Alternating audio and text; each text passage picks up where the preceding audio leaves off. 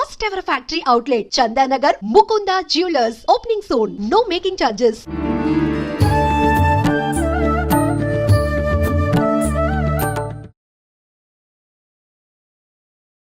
నమస్కారం, welcome to I dream. ధర్మ మార్గం విత్ విజిత కార్యక్రమానికి స్వాగతం.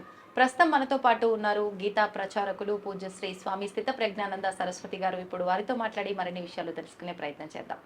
నమస్తే అండి. హరి ఓం. నమస్తే. హరి ఓం. ఓంకారం, ఓంకారం యొక్క ప్రాధాన్యత ఏంటి, దాని విశిష్టత గురించి తెలియజేయండి. ఓంకారము అంటే అమ్మా, వాస్తవానికి మన యొక్క జీవితము, యావత్ జగత్తు, జీవ, ఈశ్వర, ఈ మూడింటి యొక్క స్వరూపమే ఓంకారం. ఎందుకంటే వేదములు ఉన్నాయి కదా, వేదములు మొట్టమొదటిసారిగా 3 వేదములుగా ఉండేవి. అవి తరువాత కాలంలో 4 వేదములుగా అయ్యాయి. అందుకే మనకి చతుర్ముఖ బ్రహ్మకి 4 శిరస్సులు ఉంటాయి. 4 శిరస్సుల నుండి 4 వేదములు వచ్చినాయి అంటారు కదా. ఆ 4 వేదములు మొదటిసారిగా ఋగ్వేదము, యజుర్వేదము, సామవేదము, ఆ 3 వేదములు కలిపి గాయత్రి మంత్రముగా 3 పాదములలో వచ్చింది. ఆ 3 పాదముల నుండి వ్యాహృతిస్ అంటారు. భూహు, భువ, సువహ అని మనకి పంతులు అని పండితులు చేస్తుంటారు. సో ఆ 3 వ్యాహృతుల నుండి అకారం, ఉకారం, మకారం వచ్చింది. ఆ 3 అక్షరముల నుండి ఓంకారం వచ్చింది. అంటే మొట్టమొదటిసారిగా ఆ బ్రహ్మాజీ నుండి ఉచ్చరించిన శబ్దమే ఓంకారము. అందుకే దాని పేరేంటి? ప్రణవః. ప్రణవ అంటే ఏంటి? నవ అంటే నామము, ప్ర అంటే ఉత్తమమైనటువంటి, అంటే ఈశ్వరుని యొక్క నామము శ్రేష్టమైన పేరు ఏంటంటే ప్రణవః, ఓంకారం. అందువలన అది ఏకాక్షరం. తల్లి గర్భంలో ఉన్న బిడ్డ తల్లి ఎలాగైతే 2 కాదో, ఓంకారములో ఇమిడి ఉంటుంది అకార, ఉకార, మకార. అకారం అంటే సృష్టి, జగత్తు యొక్క సృష్టి. ఉకారం అంటే దాని యొక్క స్థితిని తెలియజేస్తుంది. మకారం అంటే లయం. ఇప్పుడు సముద్రంలో ఒక బుడగ వచ్చింది, అది సృష్టి. కొంత సమయం ఉంటుంది స్థితి, మళ్ళీ సముద్రంలో కలిసిపోతుంది, లయం. అందుకే అకారం అంటే బ్రహ్మ, ఉకారం అంటే విష్ణు, మకారం అంటే శివ, అకారం అంటే సరస్వతి, ఉకారం అంటే లక్ష్మి, మకారం అంటే దుర్గా. ఈ విధంగా మీరు యావత్ సృష్టి అంతా అకార, ఉకార, మకారాత్మకం. అందువలన ఆ ఓంకారాన్ని మనము పూర్తిగా ఓమిత్యేకాక్షరం బ్రహ్మ వ్యాహరన్ మామనుస్మరన్ అని భగవద్గీతలు చెప్పారు. అంటే ఈ విధంగా భూత, భవిష్యత్తు, వర్తమానం ఓంకారమేవా. సర్వం సృష్టి, యావత్తు సృష్టి, స్థితి, లయ ఓంకారమేవా. అర్థమైందమ్మా? సో ఆ ఓంకారమే సకల వేదముల యొక్క సారం. అందువలన ఆ ఓంకారము 2 రకాల ఈశ్వర తత్వాన్ని తెలియజేస్తుంది. ఒకటి సగుణ రూపంగా ఉన్న ఈశ్వరుని కూడా ఓంకారం తెలియజేస్తుంది. నిర్గుణ ఈశ్వర స్వరూపాన్ని కూడా ఓంకారం తెలియజేస్తుంది. సో నిర్గుణ ఈశ్వర స్వరూపాన్ని మనం దర్శించలేము. కానీ దర్శించాలంటే మనకు ఒక చిన్న సింబల్ కావాలి, చిహ్నం లాంటిది. ఇప్పుడు భారతదేశం అంతా విస్తరించి ఉంది. నమస్కారం పెట్టినది ఎక్కడ పెడతాం? సో భారతదేశం అంతటికి ఒక గుర్తు, ఒక జాతీయ జెండా. ఓకే, జాతీయ జెండాకి నమస్కారం పెట్టు, సెల్యూట్. అదేవిధంగా ఈ వ్యాపించి ఉన్నటువంటి పరమాత్మ నిర్గుణ ఓంకారానికి ఒక ప్రతీకగా ఓంకార ఉచ్చారణ చెయ్యాలి. ఎలా చెయ్యాలి? అకారం అంటే ఓంకారం ఓ అని ప్రారంభించి ఇలాగ మనకి ఒక వేవ్ లెంత్ ఫ్రీక్వెన్సీ బ్యాండ్ పెడుతుంటుంది కదమ్మా, ఇలాగ ఓ అని స్లోగా పెంచుతూ ఉత్కృష్టమైనటువంటి ఒక లెవెల్కి తీసుకెళ్ళి మళ్ళీ స్లోగా తగ్గించుకుంటూ ఓం. సో ఓంకారం అనేది అక్షరాలు చూసుకుందాం. మీరు పెదవులు ఓపెన్ చేసిన వెంటనే ఒక శబ్దం వస్తుంది. ఏంటి శబ్దం తెలుసా? ఏంటి? ప్రతి ప్రాణి ఇలాగా నోరు ఇలాగా పెదవులు ఓపెన్ చేసిన ఒక శబ్దం వస్తుంది, దాన్ని అకారం. మీరు పెదవులు ఇలా మూసి ఇలా ఓపెన్ చేయండి, సో కొంచెం శబ్దం రావాలి బయటికి. శబ్దం ఎందుకు వస్తుంది? జస్ట్ అంటే స్లో అవ్వచ్చు మోషన్, కానీ ఒక సౌండ్ వచ్చిందంటే అకారం. ఏదైనా మాట్లాడే ముందు నోరు ఓపెన్ చేస్తాం కదమ్మా, ద బేసిక్ సౌండ్ అకారం అన్నమాట. ఓకేనా? మరి మనకి ఎన్ని అక్షరాలు ఉన్నాయి మన తెలుగు భాషలో? ఎన్ని? అక్షరాలు 56. Very good. మర్చిపోయారేమన్నా నాకు భయం వేసింది. చివరి అక్షరం ఏంటి? హా. రైట్. మొదటి అక్షరం ఏంటి? ఆ. ఆ హా.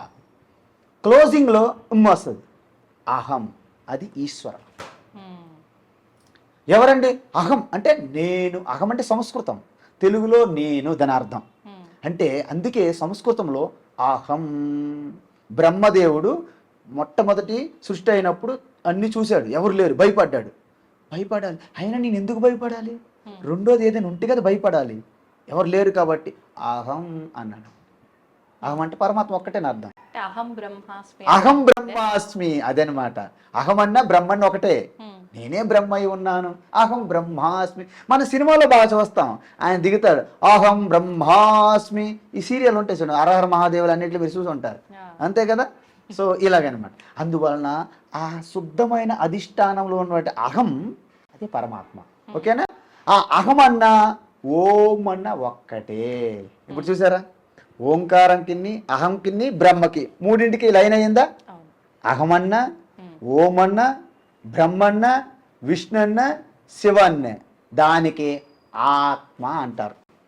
ఆత్మ. అందుకే ఆత్మ ఎక్కడ బయట ఉంటుంది, లోపల ఉంటుందా? లోపల ఉంటుంది. లోపలే కాదు, బయట లోపల ఉంటుంది. బయట లోపల ఉంటే ఏమి ఉండదు. యాక్చువల్లీ మీ ముందే చెప్పాను, ఆకాశములు. ఇప్పుడు ఈ గది ఉంది కదమ్మా, ఈ గదిలో ఆకాశం ఉందా, బయట ఉందా ఆకాశం? చెప్పండి. మరి గది లోపల ఉన్నది ఏంటి? ఖాళీ. ఈ ఖాళీ ప్రదేశం ఏంటంటే ఏమంటారు? ఆకాశమే. ఎలా? ఈ ఖాళీ ఆకాశం అంటే ఖాళీ ప్రదేశాన్ని ఆకాశం అంటారు. ఈ ఖాళీ ఉంది కదా, అవకాశం ఇస్తుంది అనమాట. ఏమైనా స్పేస్ ఉందని కూర్చోడానికి అంటారు, no space, no space. Space అంటే ఆకాశం, అంతే కదా. అందువలన ఆకాశం ఇప్పుడు లోపల ఉందా, బయట ఉందా? ఎక్కడైనా ఉన్నది. లోపల బయట ఏంటి? మన అజ్ఞానం ఏంటి? ఎందుకు? ఆకాశంలో ఇల్లు ఉంది, లోపల బయట ఏంటి? ఆత్మ కూడా వ్యాపించి ఉన్నది ఆకాశం కంటే. ఎందుకు? ఆకాశం ఆత్మలో ఉంది. ఓకే అమ్మా. సో ఈ ఆత్మలో ఆకాశం ఉన్నప్పుడు సర్వం ఆకాశంలో ఉన్నాయి. ఇప్పుడు లోపల బయట ఏమంటాం అంటే, ఈ శరీరాన్ని మనం ఆధారం తీసుకొని లోపల బయట ఉంటున్నాం. వాస్తవానికి శరీరం కూడా ఆత్మలోనే ఉంది. అవును. అందుకే ఈశ్వర అన్న ఆత్మ అన్న ఒక్కటే, ఆత్మన్న పరమాత్మన్న ఒక్కటే. శుద్ధమైన నెయ్యి, నెయ్యి అంటారు, విన్నారా?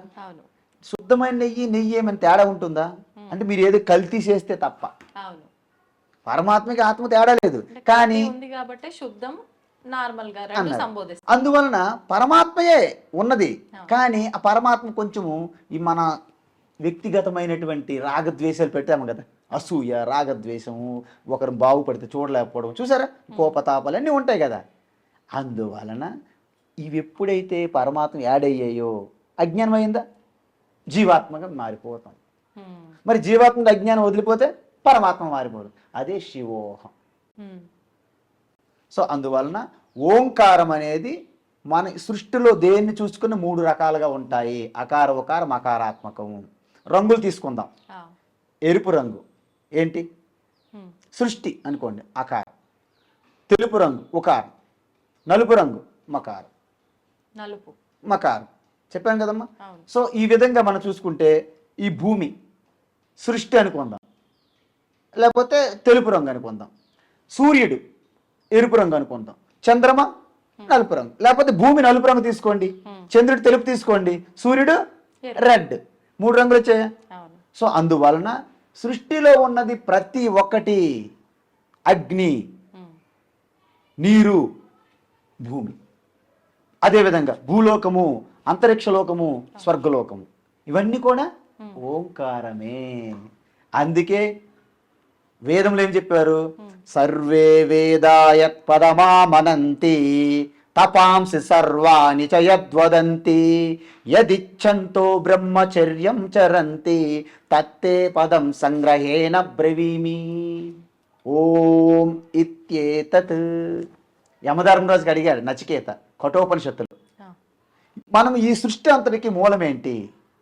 ఇవన్నీ ఎక్కడి నుంచి వస్తున్నాయి, ఎక్కడ పోతున్నాయి? సృష్టి ప్రళయం అయిపోయినా చివరికి మిగిలేది ఏమిటి అది చెప్పండి అన్నారు. యమధర్మరాజు ఏం చెప్పాడు? ఇందుకు ఆయన department, Yamadharmaraju is department head కదా, ఆయనే చెప్పాలి. ఇంకెవరు చెప్తారు? మీరు నేనేం చెప్తాము?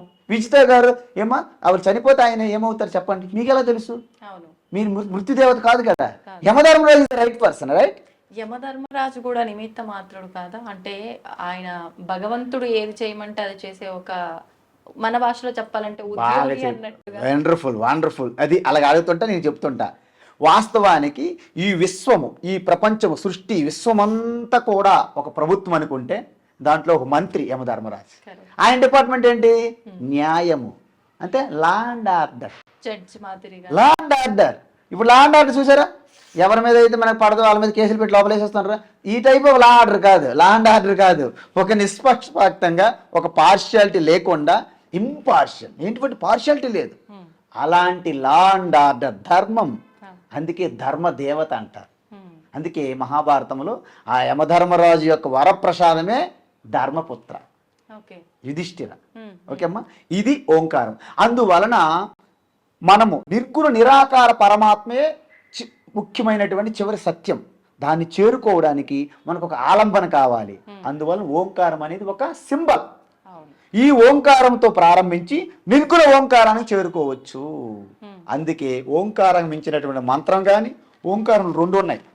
లక్కీ ఏంటంటే పేరు ఓంకారమే, మంత్రం ఓంకారమే, అన్ని అలా ఉండవు. మంత్రం 2, రామ నామము మంత్రము, అలాగా.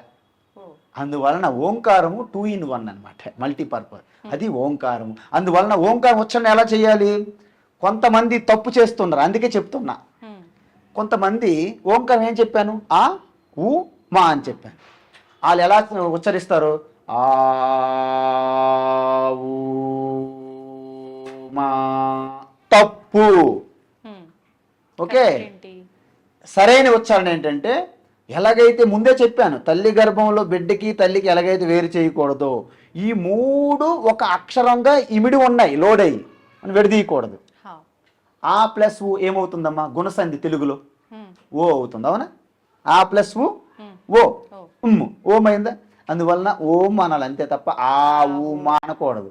వేరే జంతువులు అరుస్తాయి, అలాగా విడదీస్తే వేరే జంతువులు ఒక్కోసారి మన వీధుల్లో ఉంటాయి, ఆవు అని ఒక్కోసారి శబ్దాలు చేస్తుంటాయి, తప్పది. అందువలన కొంతమంది పెద్ద గురువులు కూడా ఆ ఊ మా తప్పు, విడదీయకూడదు. సరైన ఉచ్చారణ ఏంటి? ఓ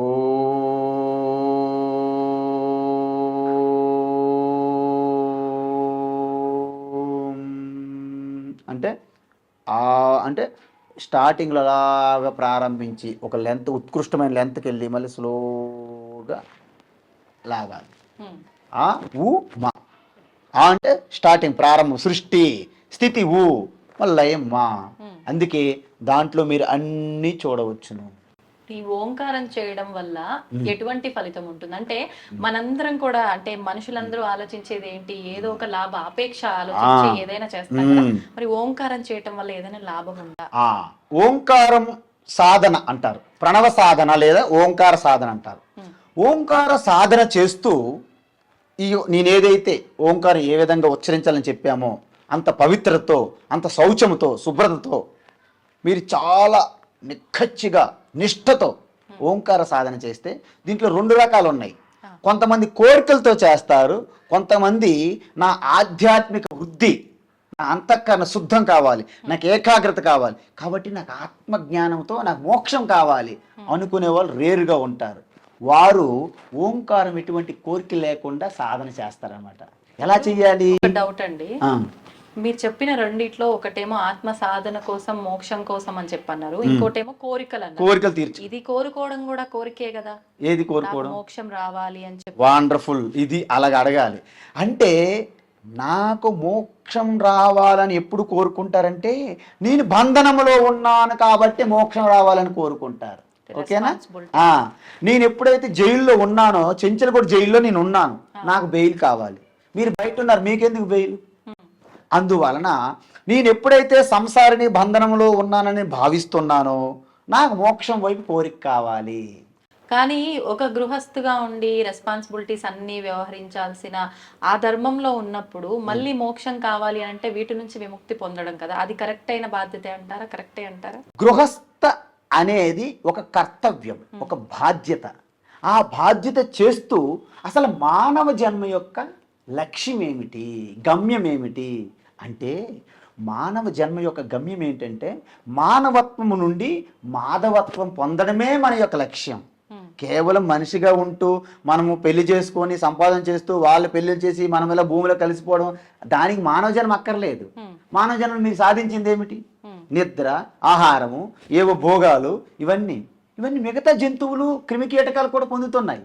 మీకు చిన్న ఉదాహరణ, ఒకసారి వ్యాస మహర్షి అరణ్యములో సంధ్యావందనాది కార్యక్రమం చేసి వెళ్ళిపోతున్నారంట. ఒక రోడ్డు రహదారిలో వెంటనే ఒక్కసారి ఒక కీటకం ఉంది, ఈగ, ఒక కీటకం లాంటి క్రిమి చాలా స్పీడ్గా వెళ్తుందట రోడ్డు దాటి. వెంటనే వ్యాస మహర్షి చూశాడు, బా ఏంటి ఇంత స్పీడ్ వేగంగా వెళ్తున్నది అని తన తపశ్శక్తితో ఆ యొక్క కీటకానికి మాట్లాడే శక్తి ఇచ్చాడు. ఇచ్చి అడిగాడు, ఏమి కీటకం గారు ఇంత స్పీడ్గా ఇంత వేగంగా వెళ్ళడానికి కారణం ఏంటి? అయితే అన్నారంట, కృష్ణార్జునుల రథము వస్తుందట ఆ దారిలో, ఆ స్పీడ్కి నేను ఒకవేళ ఆ రథం కింద పడిపోయి ఎలాగైతే మరణిస్తున్నాను భయంతో నేను చాలా వేగంగా వచ్చాను మహర్షి అన్నది. మేమందరం ఉన్నాము, మాగలేని భయము, నీవు కీటకాన్ని నీకు ఎందుకు అంత బాధ, నీకు చనిపోతే ఏంటి నష్టం అన్నారట. అయ్యయ్యో ఎంత మాట అన్నారు, మాకు భార్య బిడ్డలు ఉన్నారు, మాకు ఇంద్రియములు ఉన్నాయి, మాకు సుఖాలు ఉన్నాయి, మీరే సుఖాలు పొందుతారు, మేము అవే సుఖాలు పొందుతున్నాం, అందువలన మా సంసారం మాకు ఉన్నది అని చెప్పిందంట కీటకం. అందువల్ల దీన్ని బట్టి మనకి ఏమర్థమైంది, మీరు చెప్పిన కోరికలు, నేను గృహస్థులని, నీ పిల్లలు పెళ్లి చేయాలి, మా అబ్బాయికి ఉద్యోగం కావాలి, మా అమ్మాయికి పెళ్లి కావాలి, మేము కొత్త ఇల్లు కట్టుకోవాలి, మేము కొత్త వెంచర్లు వేయాలి, ఇవన్నీ ఈ భోగాల కోసమే కదా. ఈ భోగాల కోసం మానవజనం అక్కర్లేదంట. జంతువులు కూడా బ్రహ్మాండమైన భోగాలు సుఖాలు అనుభవిస్తున్నాయి, క్రిమి కీటకాలు కూడా అనుభవిస్తున్నాయి. కాబట్టి మానవ జన్మ ఈ భోగాలకి సుఖాలకి కోరికల కోసం కాదు, కేవలము పరమాత్మ స్వరూపములోను మళ్ళీ లయమవడానికే ఉన్నది. అందుకే మానవత్వం నుండి మాధవత్వం పొందడానికి, నర నుండి నారాయణగా పరిణితి చెందడానికి. ఎలా సాధ్యపడుతుంది అంటారు? అది ఎలా సాధ్యం పడాలంటే ఆల్రెడీ మీరు నారాయణ స్వరూపం అయి ఉన్నారు, plus Narayana plus extra things. మీరు బంగారం గనుల్లో మీరు ఎప్పుడైనా చదవండి, ఆ కోలారు ఎక్కడ బంగారం గనులు ఉంటాయి కదా మైన్స్లోన, బంగారం ఉంటుంది, బంగారం ప్లస్ సమ్ డస్ట్, అనేక రకాల డస్ట్ యాడ్ ఉంటుంది. ఇప్పుడు బంగారంగా మారాలంటే ఏం చేయాలి? ఆ బంగారంతో పాటు ఉన్నవన్నీ శుద్ధి చెయ్యాలి. నేను నారాయణగా మారాలంటే ఏం చేయాలి? నారాయణ ప్లస్ కామ క్రోధ లోభ మోహ మదమాశ్చర్యాలు ఉన్నాయి కదా, అవన్నీ జారిపోతే నారాయణగా మిగిలిపోతాం మనం. కానీ అంటారు కదా, అన్ని ప్రాణులకు లేని జ్ఞానం మనుషులకే ఉంది, కానీ అన్నిటి నుంచి బయటపడాలంటే మనుషులకే కష్టం అవుతుంది. వాటి నుంచి బయట పడాలనుకుంటాం కానీ పడలేము, అనుకున్నా కాసేపే కానీ మళ్ళీ రిపీట్ అన్ని. ఇక్కడ విషయం ఏంటంటే ప్రతి జీవి ఏ విధంగా ఈ శరీరం పొందిందనే సీక్రెట్ మీకు తెలియాలి. మనం అనేక జన్మల అనాది కాలంగా పరమాత్మ స్వరూపం నుండి వచ్చాము. ఎలా వచ్చామంటే సముద్రము నీరు ఎలాగైతే వేడికి బాష్పీకరణం చెంది ఎలాగైతే మేఘావృతమయ్యి మళ్ళీ వర్షాలుగా మారి మళ్ళీ ఎలాగైతే నదులుగా మళ్ళీ ప్రవహించి మళ్ళీ ఎలాగైతే సముద్రంలో కలుస్తున్నదో, ఈ ప్రాణులన్నీ కూడా పరమాత్మ స్వరూపం నుండే విస్ఫులింగాహ, ఎలాగైతే అగ్గి నుండి నిప్పురవ్వలు వస్తాయో అలా వచ్చాయి కదా. అందువలన మనము ఈ శరీరాన్ని పొందడానికి మన పూర్వజన్మ ఉన్నటువంటి ఆ కర్మలు ఏవైతే చేశామో ఆ కర్మలు పుణ్య పాపం రెండుగా ఉంటాయి. ఎక్కువ పుణ్యం మీరు చేశారనుకోండి దేవతా శరీరాన్ని పొందుతారు. అందువలన మీరు కర్తగా మీకు పాపం మరి ఉండదు అక్కడ అనుభవించడానికి. మీరు పాపం సంపాదించలేరు కూడా, పుణ్యం కూడా సంపాదించలేరు. దేవతగా ఉన్నారు కదా, దేవతలు పుణ్య పాపాలు సంపాదించరు, కేవలం పుణ్యాన్ని అనుభవిస్తారు భోగాలుగా. ఎంతవరకు? ఆ పుణ్యం అంతా ఖర్చు అయిపోయినంత వరకు దేవతగా ఉంటారు మీరు. ఆ పుణ్యం ఖర్చు అయిపోయింది అనుకోండి మళ్ళీ కిందకి తోస్తారు. ఎందుకు? సంచిత కర్మలో నెక్స్ట్ ఏమిటి, వాట్ నెక్స్ట్ అంటారు. అప్పుడు మళ్ళీ పుణ్యం పాపం ఉందనుకో మళ్ళీ టాలీ చేస్తారు. మళ్ళీ టాలీ చేసి ఓకే రెండు ఉన్నాయండి, మానవ లోకంలో తోసే అంటారు. లేకపోతే ఎక్కువ పాపి అండి అంటే పాపి అంటే కిమి కీటకము జంతువు అనేకమైన పాపం జన్మ. సో ఇవన్నిటికీ ఒక మ్యాచింగ్ ఉంది, బ్యాలెన్సింగ్ అనమాట. ఓకేనా? అందువలన ఒక్క మనిషి జన్మలోనే మీరు పుణ్యాన్ని సంపాదించగలుగుతారు, పాపాన్ని సంపాదించగలుగుతారు. అందువలన దీన్ని ప్రారబ్ధ కర్మ అంటారు శరీరాన్ని. అంటే శరీరాన్ని వాడుకొని మీరు మరింత పుణ్యం చేశారనుకోండి, ఓకే, అంటే పుణ్యం ఎలా చేస్తారు? దాన ధర్మములు, పంచమహాయజ్ఞాలు, పూజించడము, దేవీ దేవత ఉపాసన, కర్మయోగము, తోటి ప్రాణులకి తోటి మనుషులకి సహాయం చేయడము, కరుణ, దయ, పరోపకారం అని చేయడం. సో ధర్మాన్ని ఆచరించడం. సో మనకి ఈ పూర్వజన్మ కర్మలన్నిటికీ కర్మఫలం ఉంటుంది కదమ్మా, దాన్ని సంచిత కర్మ అంటారు. సో సంచిత కర్మ నుండే ఈ జీవరాశులన్నీ కూడా వస్తుంటాయి. వాటికి ఏ విధంగా ఆ కర్మ ఫలాన్ని అనుభవించాలి, క్షయం అవ్వాలి, దానికి అనుగుణంగా శరీరాలు వస్తాయి.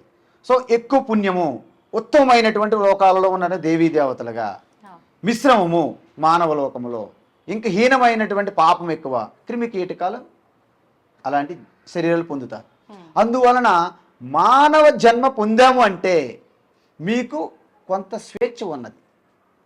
50-50 అంటారు మనకి. కౌన్ బనేగా కరోడుపతి, ఇక్కడ కౌన్ బనేగా మోక్షపతి అనమాట. అంటే ఏంటి, మనకి 50% మన స్వేచ్ఛ ఉంది, 50% ప్రకృతి రూపంగా ఈశ్వర చేతిలో ఉన్నది. మీరు ఈవేళ ఇంటర్వ్యూకి రావాలనుకున్నారు, మధ్యలో ట్రాఫిక్ జామ్ ఇరుక్కున్నారు, మీరు రాలేరు.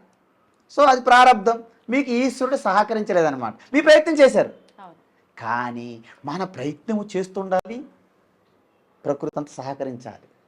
అప్పుడే మీరు విజయం సాధిస్తుంటారు ప్రతి టాస్క్ ఏదైనా. కానీ ఇప్పుడు మీరు మానవ జన్మ శరీరం పొందారు, పొంది అప్పుడు ఏం చేయాలి?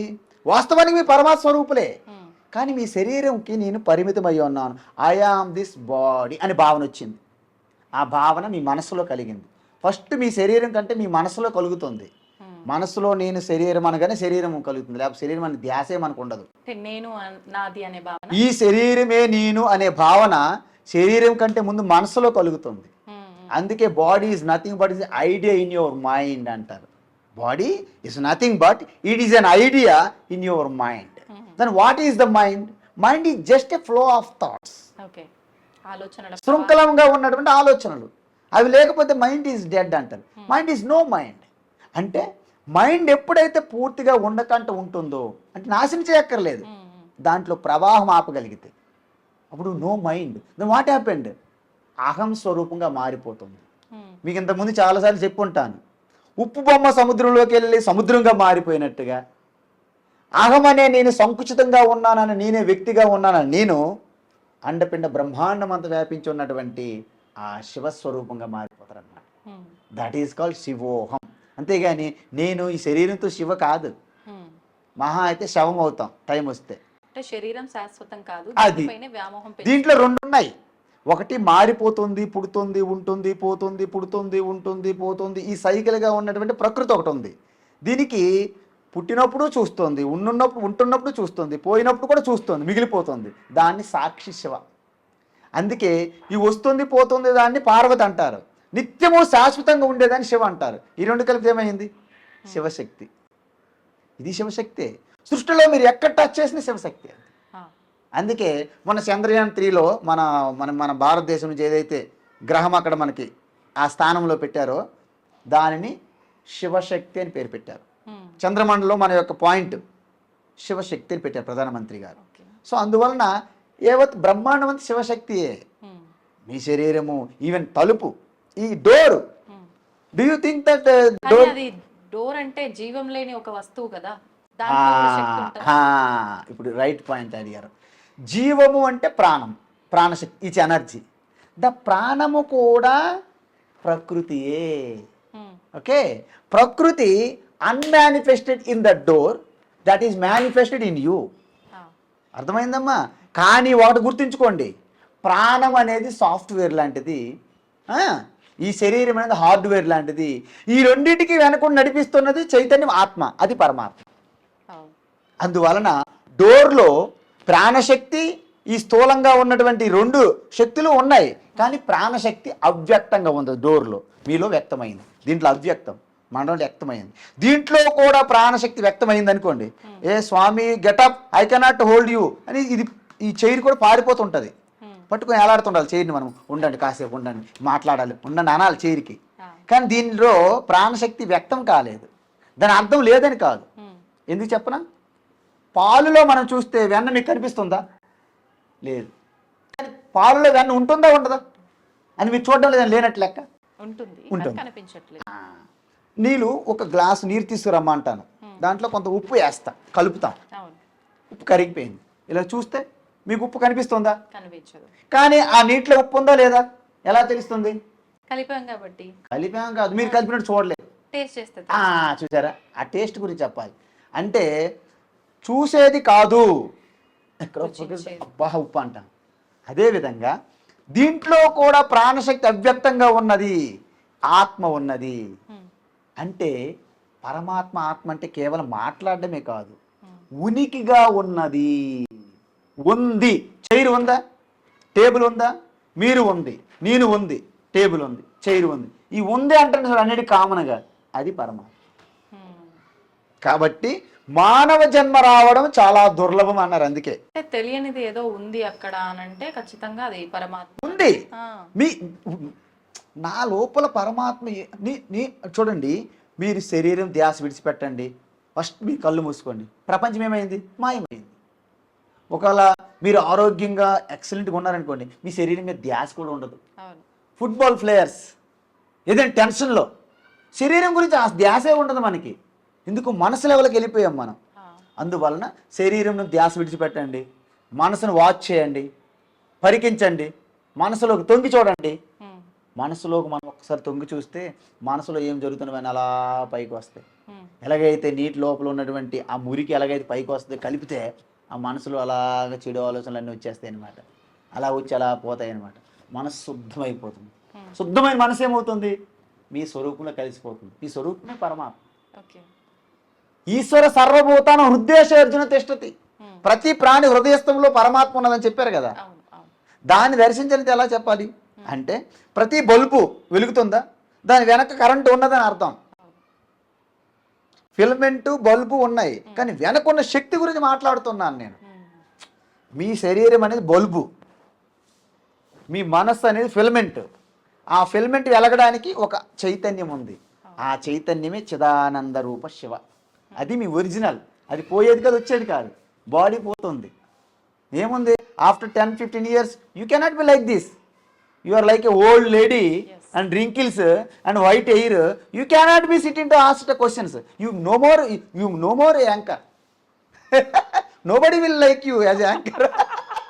Even though you are wisdom, you have a lot of knowledge, because this body is impermanent. అది నా ఉద్దేశం, ఇంకేం కాదు. శరీరం శాశ్వతం కాదు. అదే అందుకే ఈ శరీరము తల్లి గర్భం నుండి వచ్చినప్పుడు ఎంత ఉంది, ఇప్పుడు ఎంత ఉంది? ఇది కేవలము ఎంత ఫుడ్, దీన్ని ఫుడ్ సీత్ అన్నారు. అన్నమయ కోశము, అన్నం మీద ఆధారపడి ఉంది. ఎంత తింటే అంత లావు.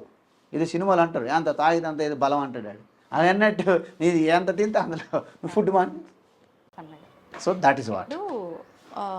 మరణించే ముందర మనం ఏదైతే ఆలోచనతో మరణిస్తామో, అంటే దానికి ఒక ఉదాహరణ, మరణించే సమయంలో దైవనామ స్మరణ మరణిస్తే గనక బాగుంటుంది, అంత శుభము, మోక్షం పొందుతాము ఇలా చెప్తారు. అంటే దీన్ని బట్టి మరణించే సమయంలో ఏ ఆలోచనతో చనిపోతామో ఆ ఆలోచనే మనకు నెక్స్ట్ క్యారీ ఫార్వర్డ్ అవుతుంది అని చెప్పి. మనమంటూ కొన్ని, అంటే ఒక పర్సన్ ఎన్ని సంవత్సరాలు బతుకుతాడో అన్ని సంవత్సరాల్లో ఎన్నో కర్మలు చేస్తాం. ఇందాక మీరు అన్నట్టు పాపం, పుణ్యం, ఇవన్నీ పక్కన పెట్టేసి ఆ మరణించే సమయంలో అన్న ఒక్క ఆలోచనతోటే మన జన్మ నెక్స్ట్ క్యారీ ఫార్వర్డ్ అవ్వటము, ఇదంతా అంటే ఇదంతా ఎంతవరకు నమ్మొచ్చు? ఒక ట్రాష్ అనుకోవచ్చేమో కదా. చాలా బాగా అడిగారు. మీ విషయం చెప్పనా? మీరు జీవితాంతము ఏదైతే అలవాటుగా చేసి ఉన్నారో అది మాత్రమే మరణించే సమయంలో వస్తుంది తప్ప అప్పటికప్పుడు నేను అనేస్తుంటే రాదు. ఒక చిన్న ఉదాహరణ చెప్పంటారా? ఒక వ్యక్తికి ఒక ఇనుప సామాన్లు మార్కెటింగ్ బిజినెస్ ఉంది. ఆయనకు 3 కొడుకులు ఉన్నారు. ఆయన ఎప్పుడు కూడా ఈశ్వరుని నామం ఉచ్చరించడం లేదు. వాళ్ళు ఎంత ప్రయత్నిస్తున్నా. ఇక ఆఖరికి ఆయన చనిపోయే పరిస్థితి వచ్చింది. అంటే ఏంటి? బెడ్ రీడ్ అని అంటాం కదమ్మా. ఇక 3 కూడా అక్కడ కూర్చున్నారు. ఓకేమ్మా. అయితే అప్పుడు ఏమన్నారంటే, లాస్ట్ పెద్దవాడు ఎక్కడ ఉన్నాడు? మీ తల దగ్గర ఏడుస్తున్నాడు నాన్నగారు. మరి రెండోవాడు మీ తొడభాగం దగ్గర కూర్చొని ఏడుస్తూ ఉన్నాడు. మరి చిన్నవాడు కాళ్ళ దగ్గర కూర్చొని ఏడుస్తున్నాడు. 3 ఎక్కడే చస్తే మరి షాపులో ఎవరున్నారు అన్నాడంట. ఇంకటి పోతాడు అంటే షాపు.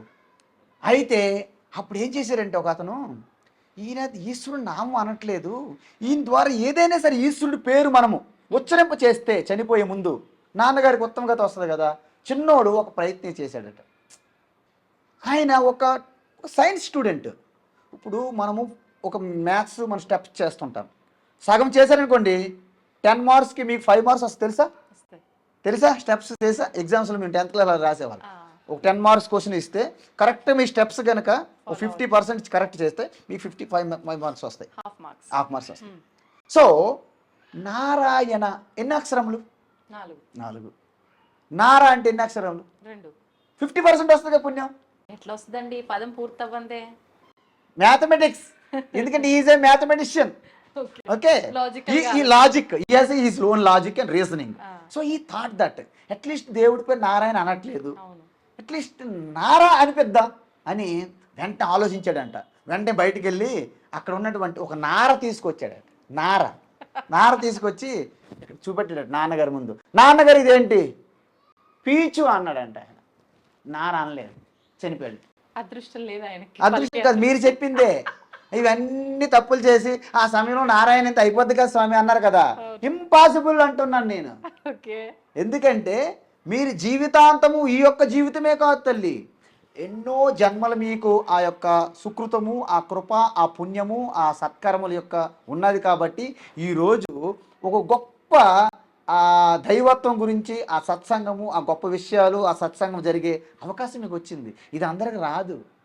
కొన్ని వేల కోట్లు ఈ మధ్య నేను చూశాను జూబ్లీహిల్స్లో, మా మిత్రులు ఒకరు 2500 3000 కోట్లు ఈ మధ్యన చనిపోయాడు ఆయన. ఎన్ని కోట్లైనా ఆయన్ని బతికించలేకపోయాయి కదా. కాబట్టి ఇవన్నీ కూడా ఈ రోజు మీరు అనుకుంటే అయిపోలేదు. ఈరోజు మీరు ఫోన్ చేయడము, నేను అవైలబుల్గా ఉండడము, ఇక రమ్మండము, ఇట్స్ నాట్ పాసిబుల్. ఈ plan has done long before. అందువలన మీరు అనుకున్నట్టు అనేక చెడు మార్గాలు, అనేక చెడు ప్రవృత్తి చేసి చివరిలో అజామిలుడేమో భాగవతంలో నారాయణ అన్నాడు కాబట్టి అది కాదమ్మా. అందుకే మనం ఎంత అభ్యాసం చేస్తే దాన్నే తపసా బ్రహ్మ విజిజ్ఞాసస్వ స తపో తప్యత స తపస్తత్వా అన్నారు. మీ తపస్సు అంటే ఆలోచన అని అర్థం.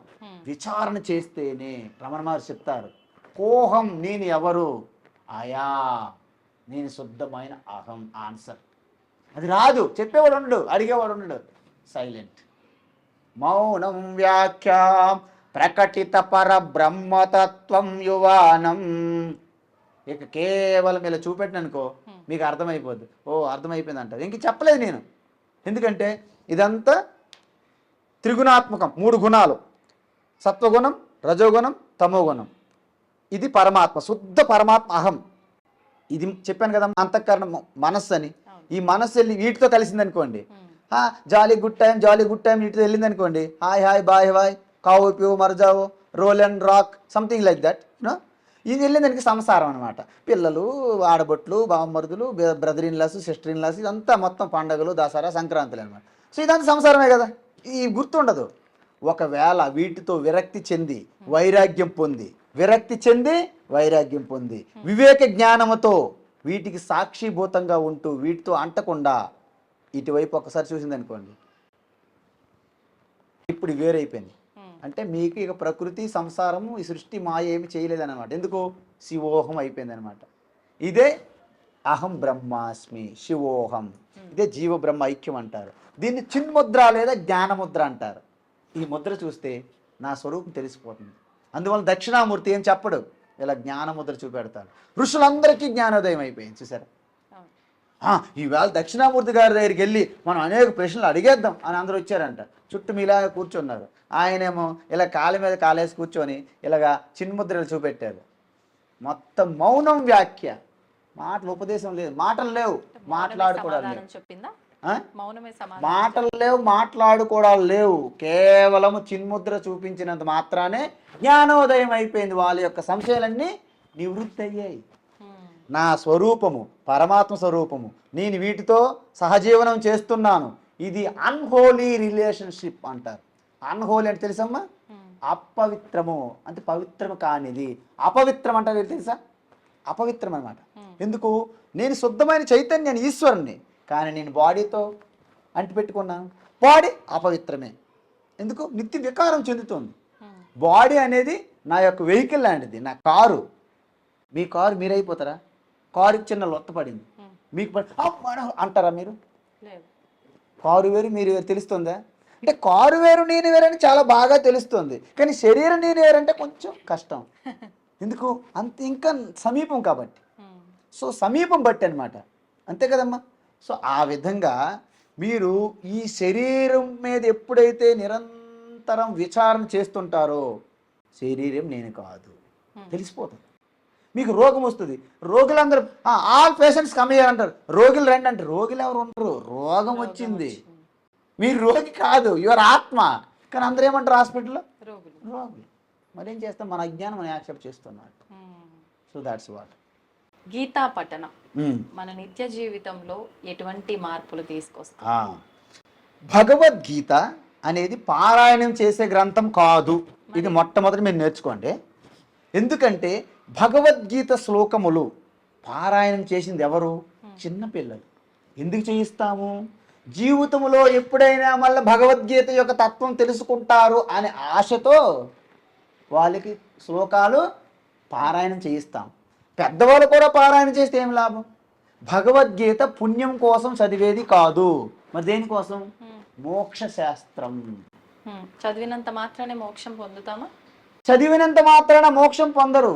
భగవద్గీత ఏం చెప్తుందంటే, Bhagavad Gita is not telling what you have. నీకు ఏమున్నది ఎంత ఉన్నదని భగవద్గీత సంబంధం లేదు. నువ్వెవరు అని చెప్తోంది. నువ్వెవరు అని చెప్పేటప్పుడు భగవద్గీత ఏం చెప్తుంది? You are not a simple, you are like అనంత ఐశ్వర్యం కలిగినటువంటి ఈశ్వర స్వరూపాన్ని నువ్వు అని అర్థం చూపెడుతుంది. అర్థంలో ఎలాగైతే స్పష్టంగా మనం చూసి మన బొట్టు పెట్టుకుంటామో అలా స్పష్టంగా భగవద్గీత మీకు మిర్రర్ చూపెడుతుంది. అందువలన ఆ మిర్రర్లో మేము చూసుకుంటాం, అబ్బా ఇక్కడ బ్లాక్ స్పాట్ ఉంది, ఇక్కడ బ్లాక్ స్పాట్ ఉంది. బ్లాక్ స్పాట్లు అంటే ఏంటి? ఈ రాగద్వేష అజ్ఞానం. ఈ ఏలాడుతున్నాం కదా, ఈ తల్లిదండ్రులు పిల్లలు ఇవంతా భ్రమ. ఎవరికి ఎవరు అంత పరమాత్మ స్వరూపులే. వాళ్ళు టెంపరీగా వాళ్ళ ద్వారా మీరు వచ్చారు, మీ ద్వారా వస్తారు. ఇదంతా ఈశ్వర ప్లాన్, డివైన్ ప్లాన్.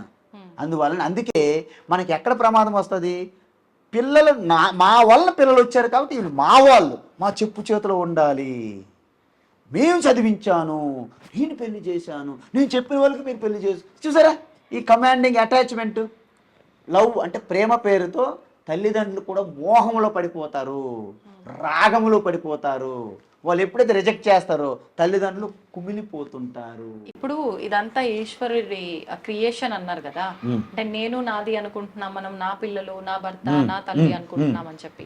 అలా అనుకోకుండా ఇదంతా భగవంతుడి క్రియేషన్ అని అనుకోవాలంటే ఎందుకు ఒక కుటుంబ వ్యవస్థను ఏర్పరిచాడు మరి భగవంతుడు? నేను నాది అనే ఒక భావన ఖచ్చితంగా కలుగుతుంది కదా ఈ కుటుంబ వ్యవస్థ.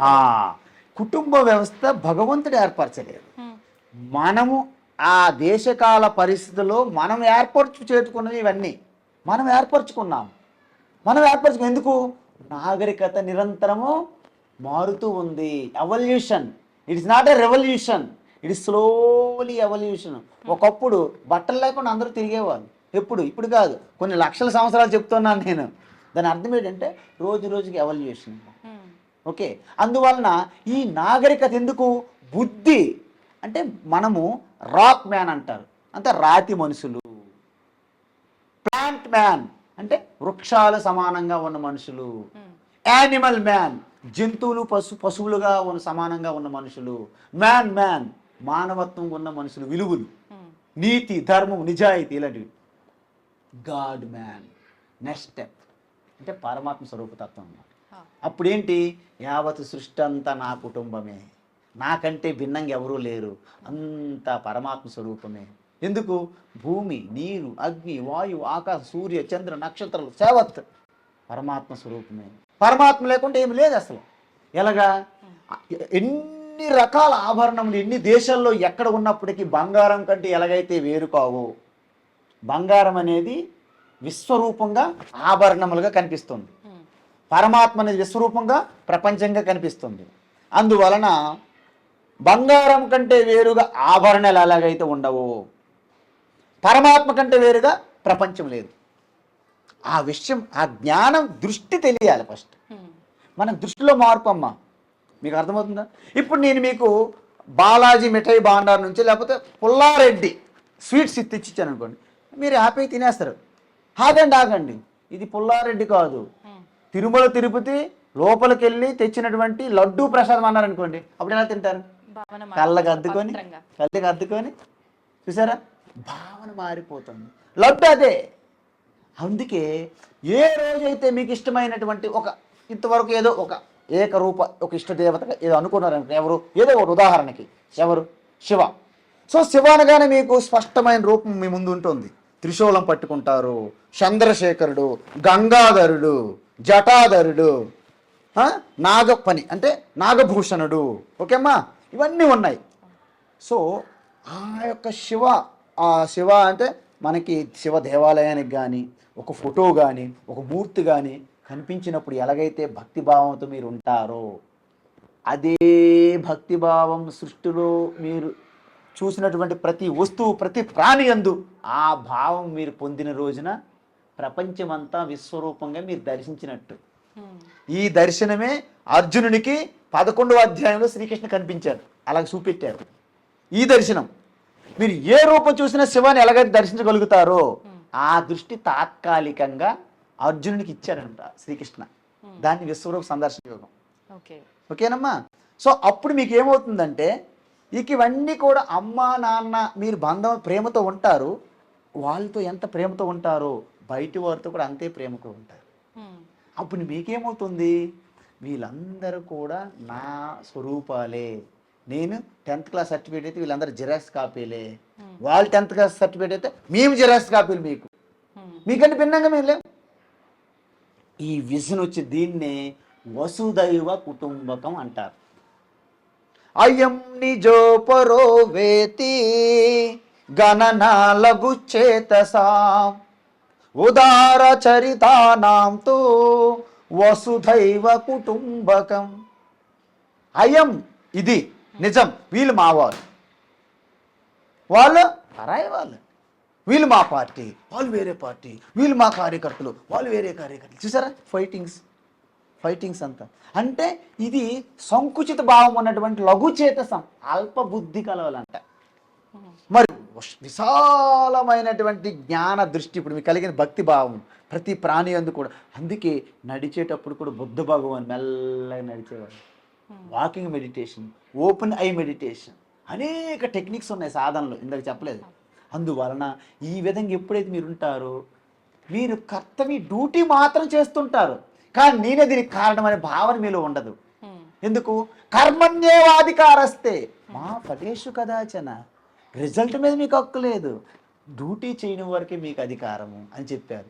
ఈ విధంగా చేస్తే మీరు చేసే ప్రతి డ్యూటీ ఏమిటి, యావత్ సృష్టి అంతా పరమాత్మగా విశ్వరూపముగా. ఎక్కడ ఏం చేసినా, మీరు భోజనం చేసినా పూజ అయిపోతుంది, మీరు బ్రష్ చేస్తున్నా పూజ అయిపోతుంది, మీరు నీరు త్రాగినా పూజ అయిపోతుంది, వంట చేసినా పూజ అయిపోతుంది. ఆ రిజల్ట్ ఏది వస్తుందో ప్రసాదంగా మారిపోతుంది. చూసారా, ఈ భావంతో చేస్తే గృహస్థులుగా ఉన్నా మీరు తరిస్తారు. గృహస్థులని మీరు అనుకుంటారు తప్ప మీరు గృహస్థులు కాదు, మీరు సాక్షాత్ సాధ్వీయమని అయిపోతారు. అప్పుడు సాధ్యులని ఇంట్లో ఉండి కూడా సాధ్యులుగా ఉండొచ్చు, మహా గ్రేట్ ఋషిపతులుగా ఉండొచ్చు. హిమాలయాలు ఎక్కడికి వెళ్ళిపోయి అక్కడ పిచ్చిగా నీరు లేక, ఉండడానికి ఇల్లు లేక, బట్టలు లేక, మొత్తము మైండ్ అంతా ఇదైపోయి మొద్దుబారిపోయి అక్కడ పిచ్చి అయిపోవడం కాదు, ఎక్కడుండి కూడా మీరు సాధన బ్రహ్మాండంగా చేసుకోవచ్చు అంటున్నారు. కైలాసం అంటుంటాం, శివుడు కైలాసంలో ఉంటాడు అంటాం, సేమ్ టైం శివుడు శ్మశానంలో ఉంటాడంటాం. అంటే అసలు నిజంగా కైలాసం అనేది ఉందా? మీరు చాలా మంచి ప్రశ్న అడిగారమ్మా. ఈ ప్రశ్నకి సమాధానం చెప్పాలి. కైలాసము అంటే ఏంటంటే, ఆసము అంటే ఉండడం, కిల ఆసం, సంథింగ్ ఉంది ఏదో ఒకటి.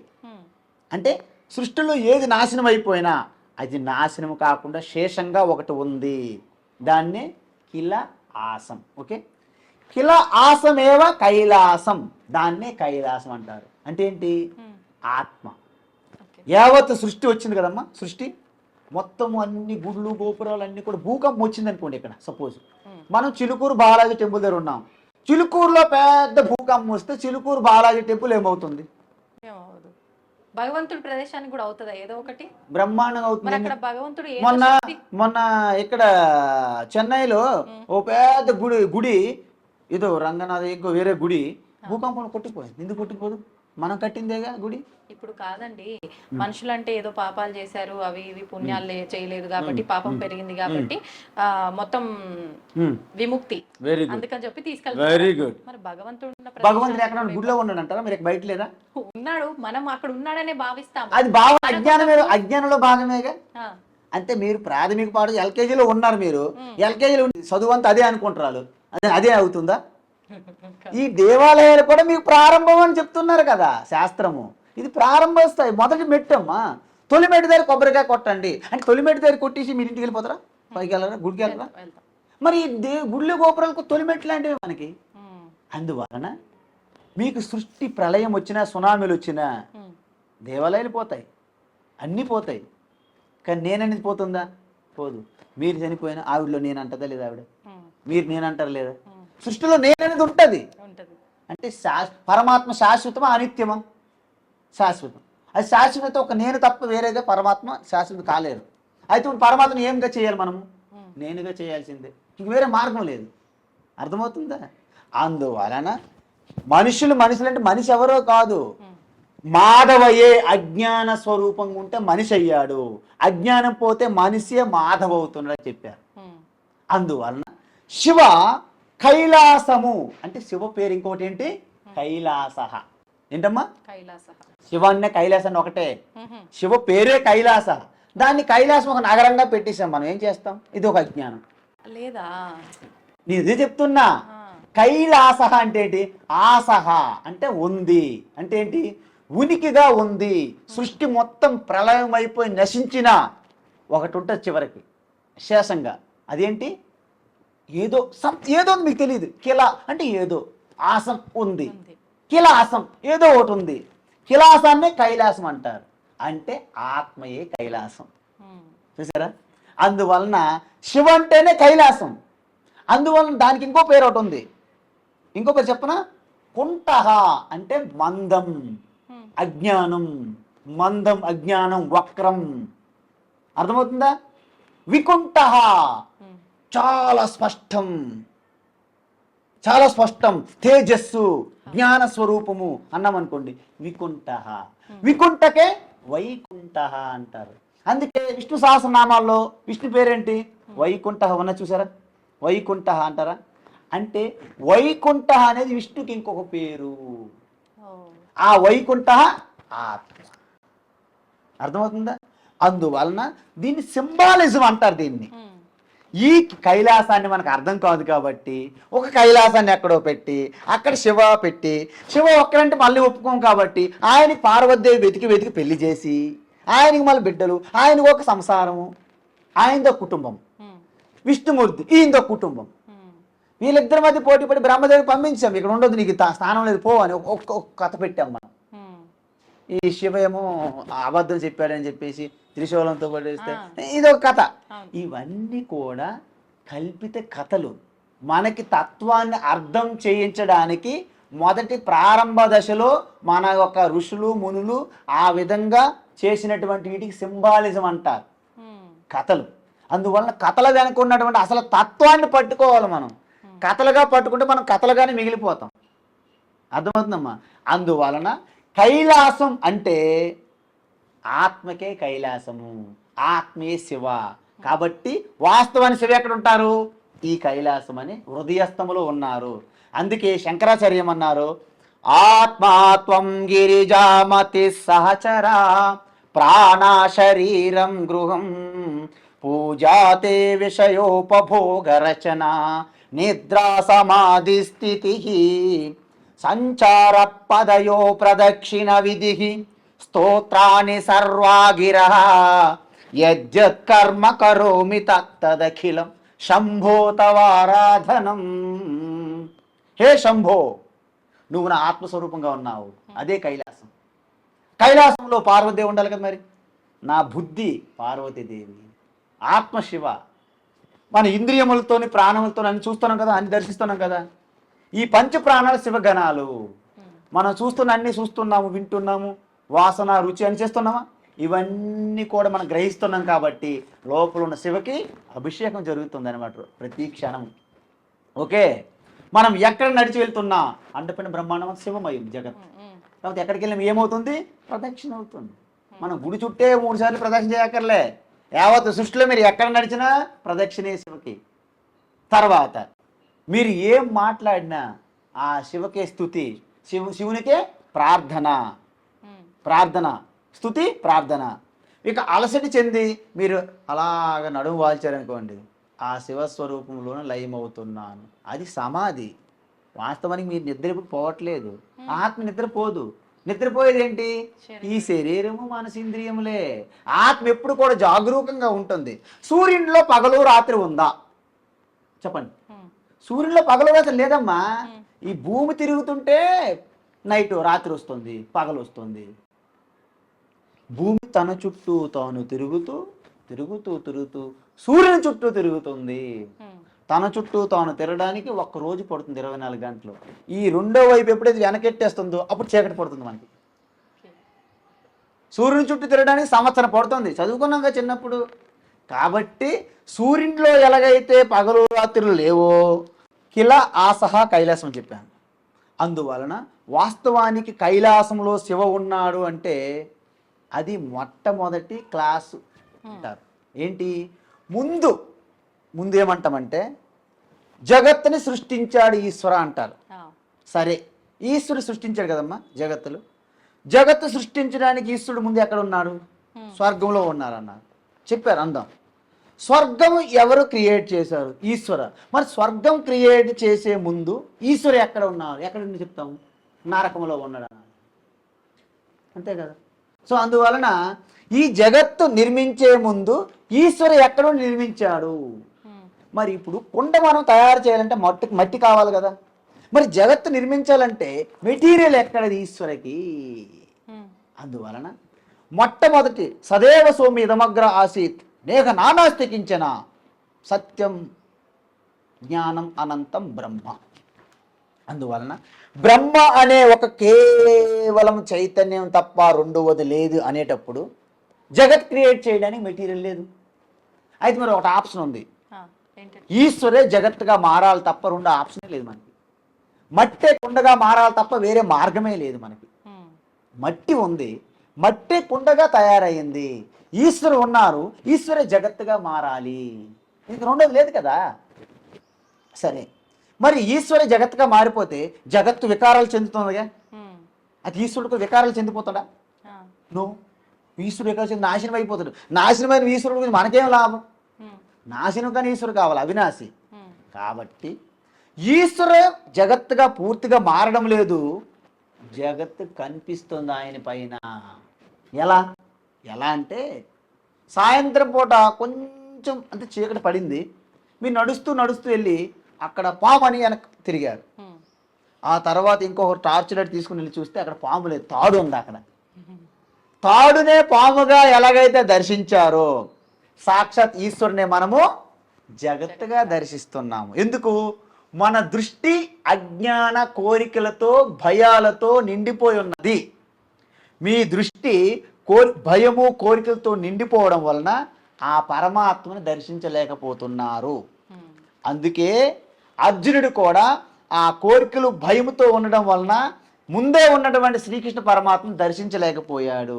అందుకే కృష్ణ, నాకు నీ యొక్క విశ్వరూపాన్ని దర్శించేటట్లు నాకు ఆ అవకాశం ఇప్పించు అంటే, నాకు యోగ్యత ఉందా లేదా తెలుసుకొని నాకు నీ దర్శనాన్ని ఇవ్వంటే, ఆయన ప్రెజెన్స్లో ఆయన యోగీశ్వరుడు, మహాయోగీశ్వరుడు.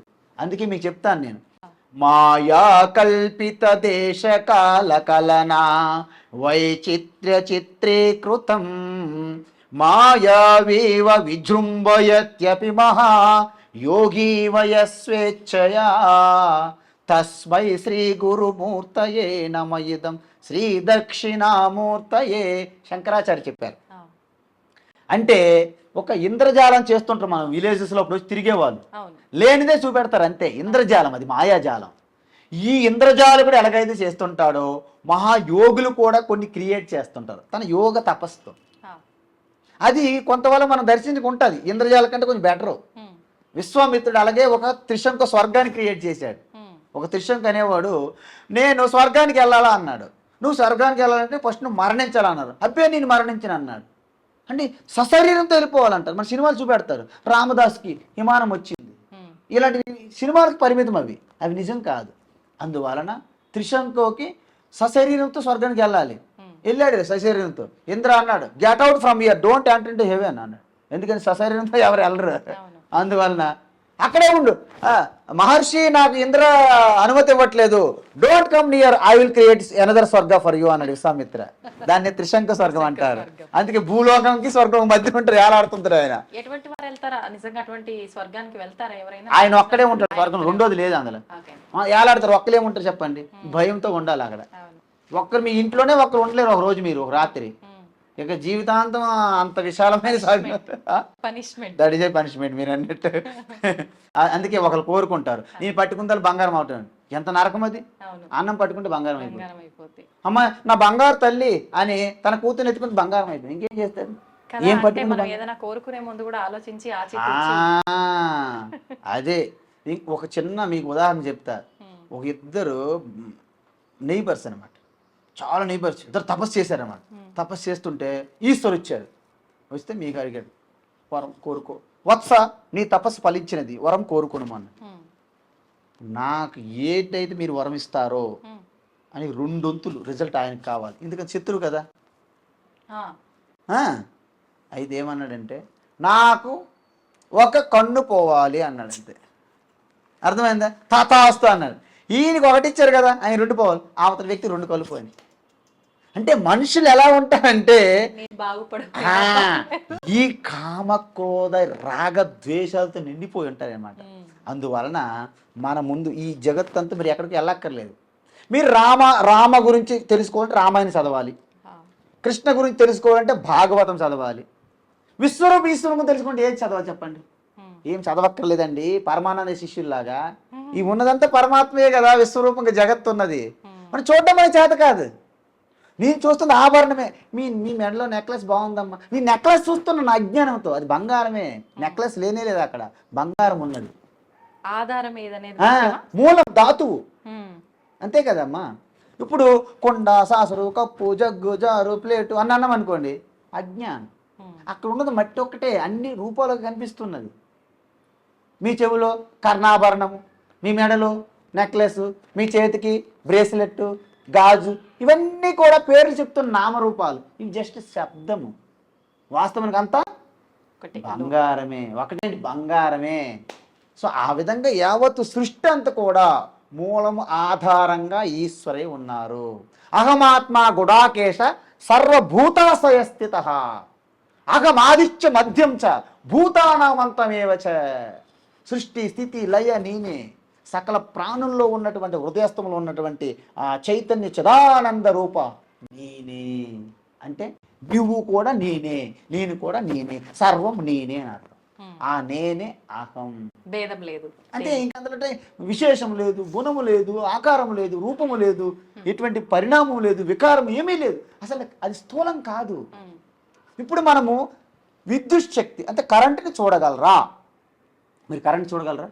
వెలిగితే కరెంట్ అనుకుంటాము. మరి ఫ్యాన్ తిరిగితే అంటే కరెంట్ ఉంది. మరి మైక్లో సౌండ్ వస్తే ఏదైనా అంతే. మరి హీటర్ అయితే ఇంతకీ ఏంటి కరెంట్ మీరు చెప్పండి? Current you cannot see. అంటే లైట్ వెలుగుతుంది కాబట్టి కరెంటు ఉంది అనుమానం. కాబట్టి మీరు ఇలా తల ఆడిస్తున్నారు కదా, మీరు తల ఆడిస్తున్నది మీరు కాదు. ఈ ఆడుతున్న తల వెనక ఆడించేది ఒక శక్తి ఉంది వెనక, అది మీరు. ఈ ఆడించే ఈ తల ఇది మీరు కాదు. నేను మాట్లాడుతున్నాను కదా, ఈ మాట్లాడుతున్నది నేను కాదు. మాట్లాడే దీని నుంచి ప్రకటన అవుతుంది శక్తి. నా సమక్షంలో మాట్లాడగలుగుతుంది, కరెంటు సమక్షంలో బల్బు వెలుగుతుంది. ఆ పరమాత్మ సమక్షంలో మీరు ఇలా తల ఊపుతున్నారు. నేను చెప్తుంటే నీ ఊపేది పరమాత్మ కాదు, నీ చెప్పేది పరమాత్మ కాదు. ఈ రెండింటికి వెనక ఉన్నదన్నమాట. అందుకే యద్వాచ అనభ్యుదితం ఏన వాగ్ అభ్యుద్యతే తదేవ బ్రహ్మత్వం విద్ది నేదం యదిదముపాసతే. అంటే దేని గురించి అయితే ఈ నోరు మాట్లాడలేదో, దేని అనుగ్రహం వలన అయితే మాట్లాడగలుగుతుందో, చూసారా చాలా ఇంపార్టెంట్. దేని గురించి అయితే ఈ నోరు మాట్లాడలేదో, దేని సమక్షం అనుగ్రహం వలన మాట్లాడగలుగుతుందో అది బ్రహ్మ. అది ఆత్మ, అది పరమాత్మ. అంతే తప్ప నువ్వేదో దేవా దేవాది దేవా అని ఈ దేవాలయంకి వెళ్ళి కింద మీద పడినంత మాత్రం అది పరమాత్మ కాదు అని చెప్పేశారు నీటి ఉపనిషత్తుల్లో. చాలా స్పష్టంగా చెప్పారు. ఇవన్నీ బయటికి చెప్పరు.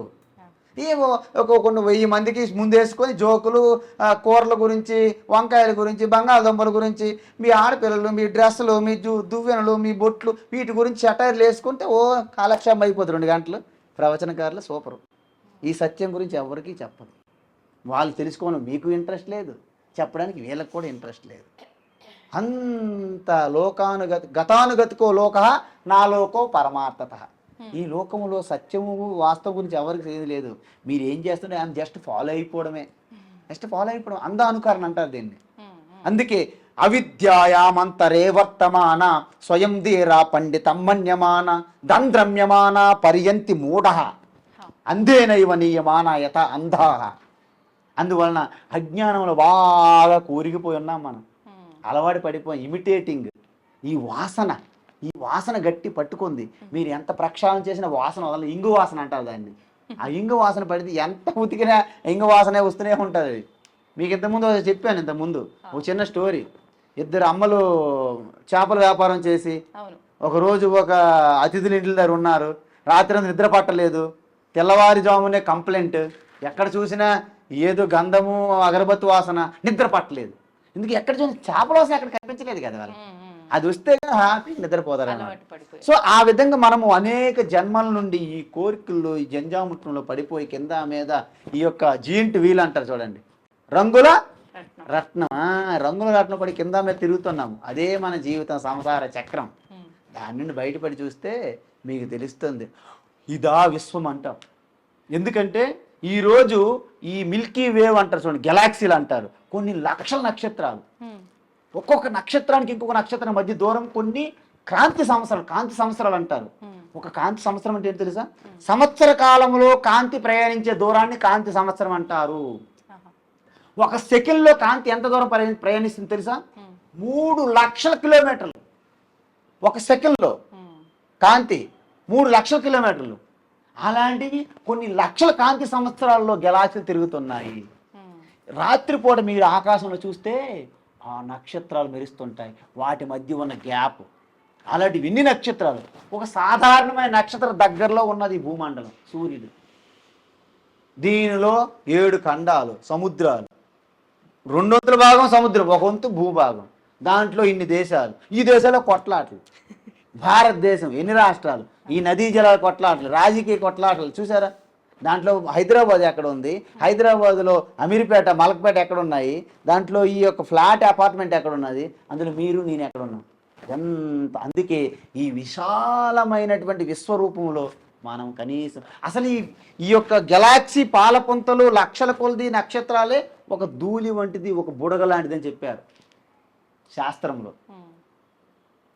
ఉపాదానేఖిలాధారే జగంతి పరమేశ్వరే సర్గస్థితిలయాన్యాంతి బుద్బుదానేవ వారిని అని చెప్పారు. అంటే మొత్తం ఈ ఉపాదాన కారణం అని చెప్పాను కదా, మెటీరియల్ కారణం.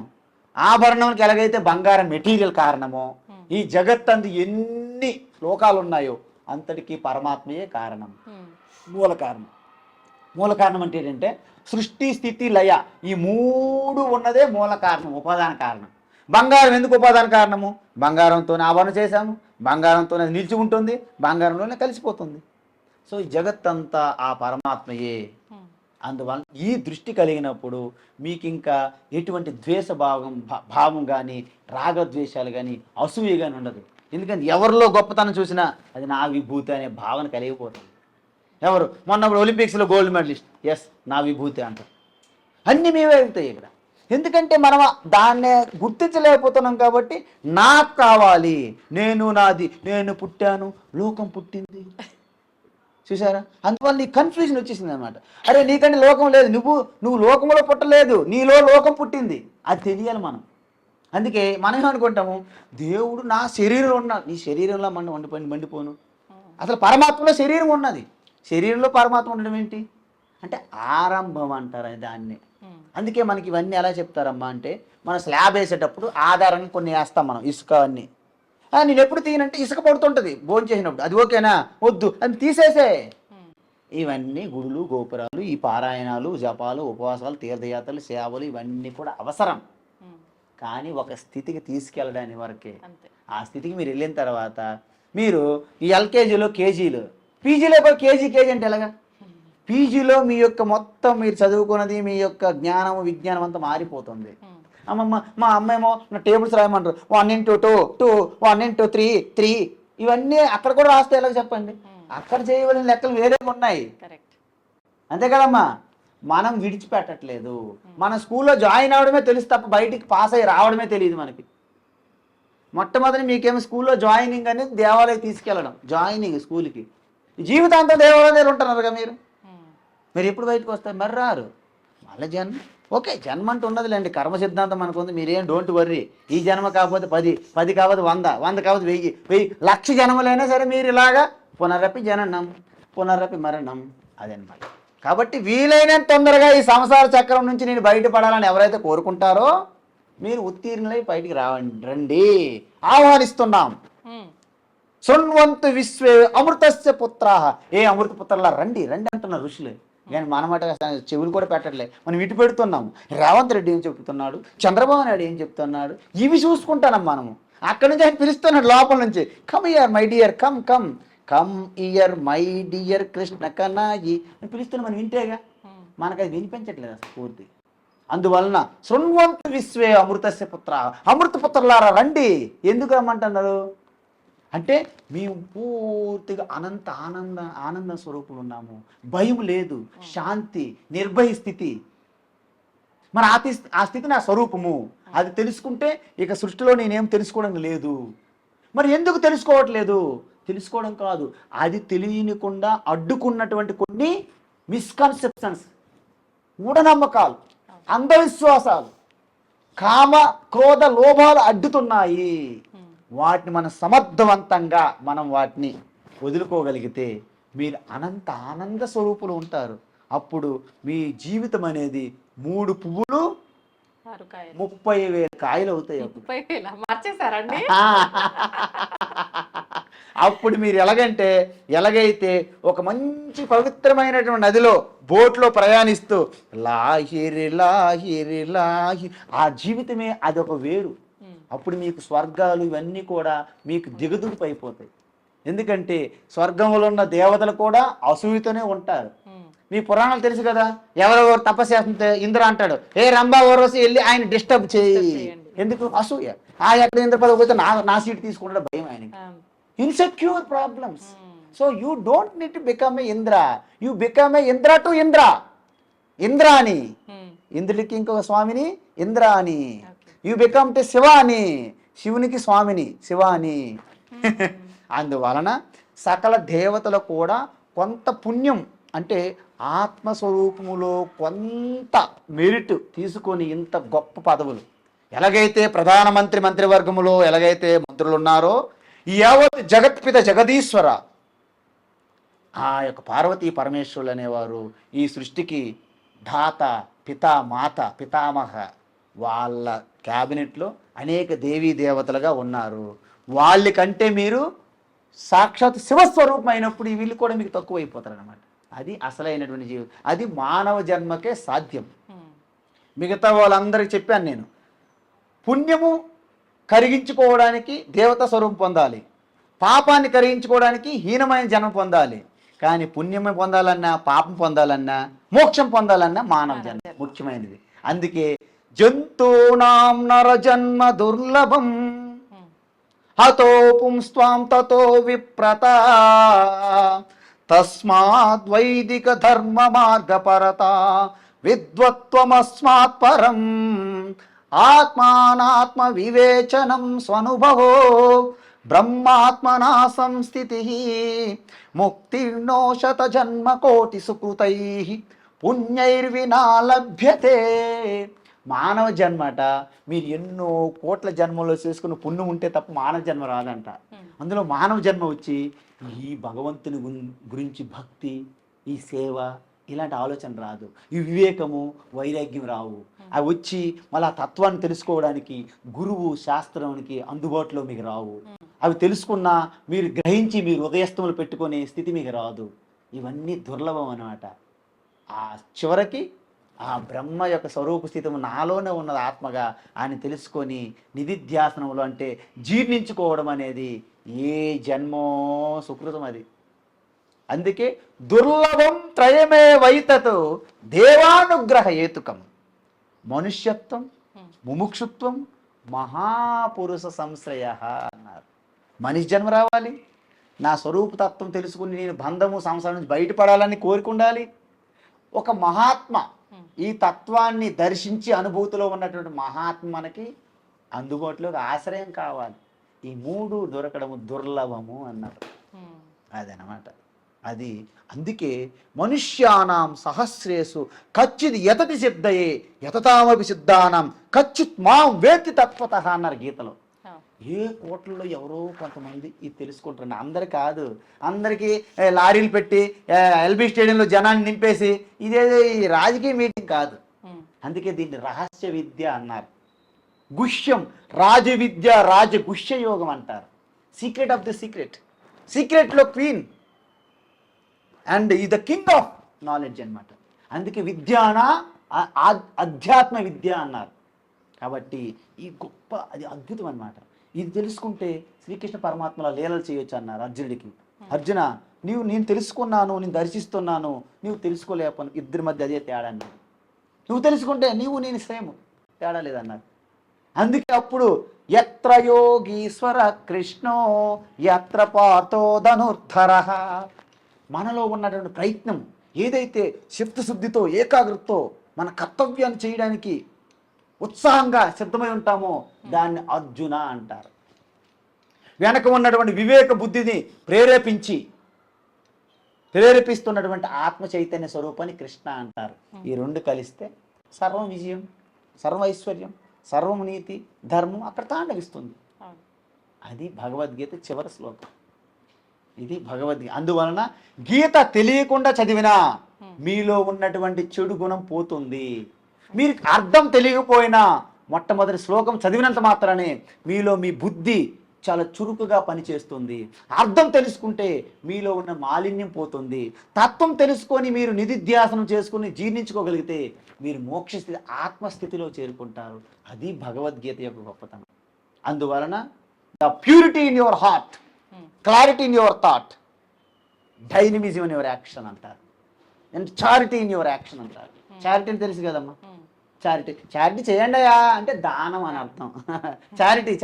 చారిటబుల్ ట్రస్ట్ల పేరు మీద దోపిడీ జరుగుతుంటుంది కదా, చారిటబుల్ అని రాస్తారు. వాళ్ళు చేసిందంతా దోపిడీ, పేరుకే చారిటీ, లోపంతా మిల్కింగ్. సో ఇది కాదనమాట. ఎప్పుడైతే మీలో ప్యూర్ హార్ట్ అయిందో అక్కడ పరమాత్మ నివాస స్థానం. అందుకే దేహో దేవాలయ ప్రోక్తం జీవో దేవ సనాతనః త్యజేత్ అజ్ఞాన నిర్మాల్యం సోహం భావేన పూజయేత్. ఈ దేహమే దేవాలయం.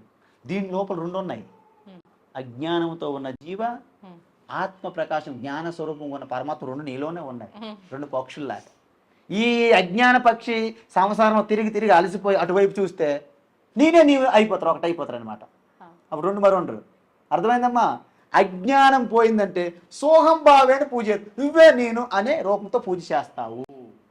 ఇది సనాతన ధర్మం.